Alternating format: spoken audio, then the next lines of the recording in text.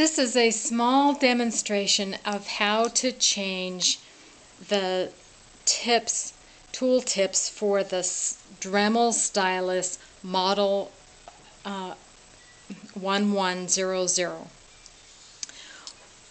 One of the things that came with your Dremel Stylus was probably a little tool tip kit much like this, and inside of the kit was a little tool, a little wrench, and it's a signature wrench. It has the actual wrench on one end but a little screwdriver on this end. The wrench is for the collet nut itself. The screwdriver is for the sanding tip drum, or the drum discs for the sanding tips and others for the actual end of this. It shrinks this drum tip so that you can change out these sanding discs without having to actually change the tool tip itself. So to exchange a tool tip, you need to use this particular button, which is a auto lock button, and it must slide forward. It is spring loaded, so if you let go, it slides all the way to the back of the rear of the Dremel.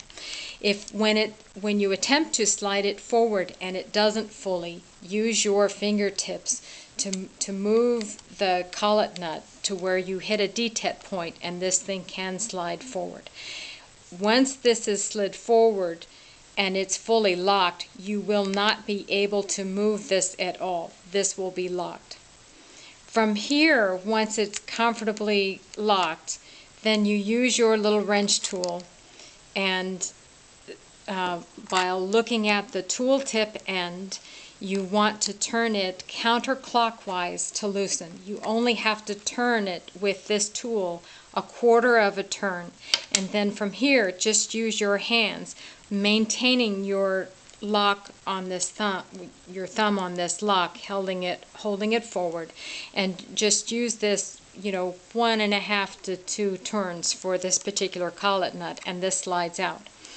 If you have to make sure that the collet itself, which rests inside, will fit the particular shank size for the tool tip that you're using. If it's different, you'll need to fully loosen out this collet nut and change your collet tip. But then you just change out your tool, still holding this forward, tighten this up by hand while looking at the tip. Move your hands in a clockwise fashion to tighten, and while this is still being held tight to the forward end of the tool, use your wrench and tighten it even further.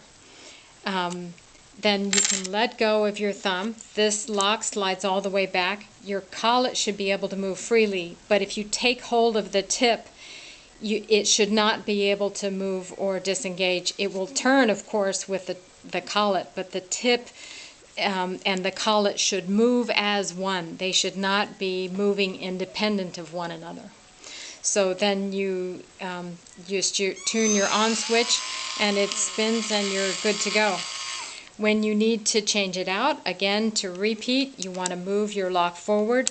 If it doesn't move all the way forward, just turn your collet nut just enough to where this can, it will find a detent. While still holding it forward, you loosen it even further. And again, it will just take barely a quarter turn. You can open this another half turn, pull this out with your fingertips, and exchange it with your other tip again. Still holding this lock in place. You want to tighten your collet nut, still holding this in place. Use your tool, and you're going to do it to tighten it clockwise while looking at the tip end, so it goes this direction to tighten. And then again, lift off your thumb. This releases that lock, and again, these both will spin, but this and this should move as one. And make sure, and take hold of your tip and make sure that it doesn't slide or move around. And then you can just press your on-off switch, and you're good to go. When you have used this quite a bit and had it running this collet nut and collet tend to tighten even a little more. So if you've been running your Dremel for some time, when it comes time to change tips and you move this forward, again, just use your fingers to allow your lock to move fully forward. When you want to loosen this, it will feel so tight turning in either direction. Just make sure you're moving it properly and actually moving it in a loosening direction. Go counterclockwise to loosen while you are actually looking at the tip's end.